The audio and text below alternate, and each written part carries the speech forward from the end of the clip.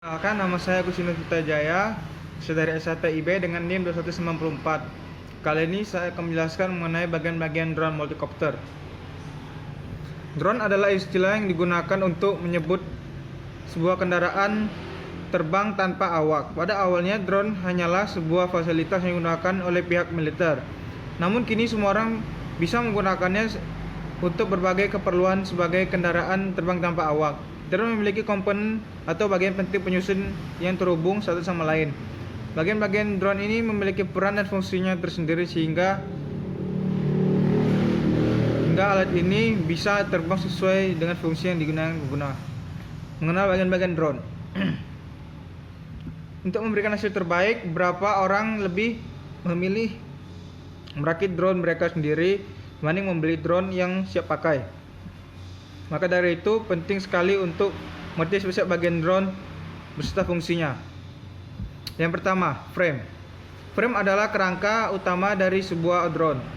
Umumnya kerangka drone terdiri dari dua jenis, yaitu kerangka motor, kerangka 4 motor, dan kerangka 6 motor. Pada jenis kerangka 4 motor, setiap motor saling terpasang menyerupai tanda plus atau huruf X. Drone 4 motor biasanya memiliki panjang diagonal 450 atau 330.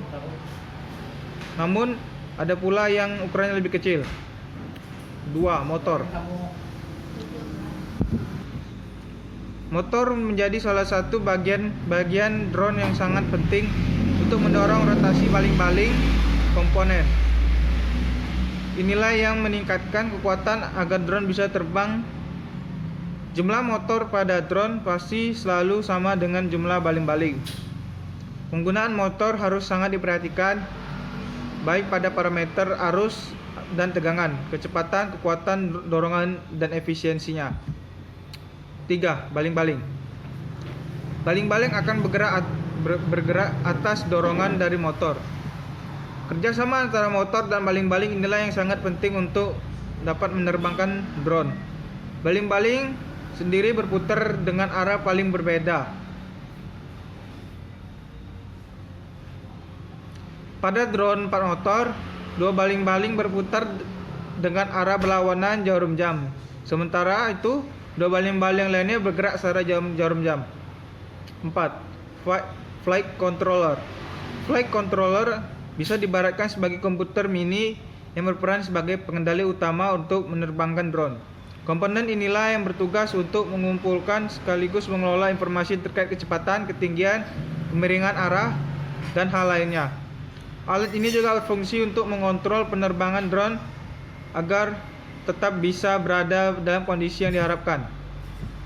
5. Radio controller atau RC. Untuk mengendalikan drone 4 motor dibutuhkan satu pengendalian jarak jauh menggunakan frekuensi radio.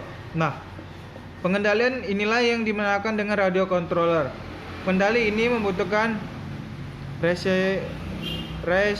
receiver sebagai penerima data transmisi sebagai pemancar.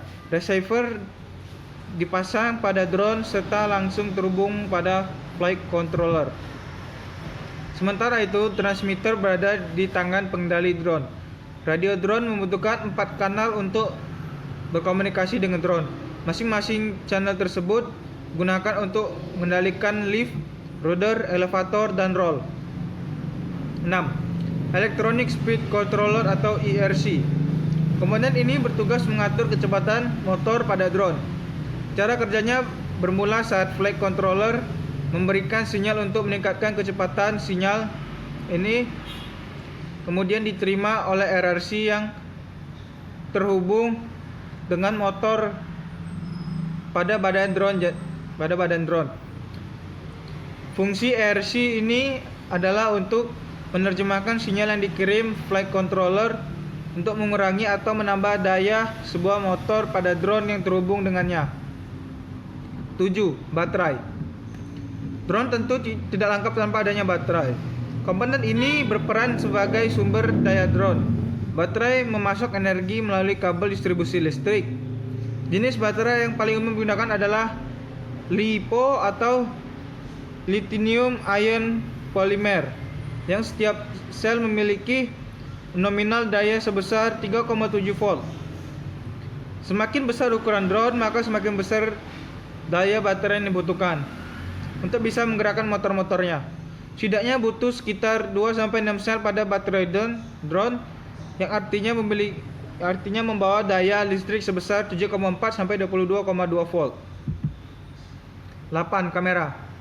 Jika penggunaan drone difungsikan untuk mengambil video shooting, maka harus ada kamera yang melekat pada badan drone.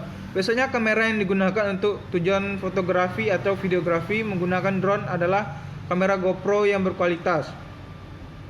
Namun bisa juga menggunakan kamera mirrorless yang bisa menghasilkan gambar lebih berkualitas.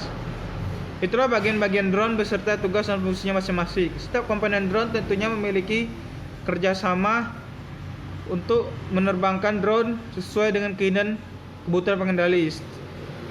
Karena setiap komponen memiliki peran penting, maka penting pula merawat seluruh bagian komponen tersebut.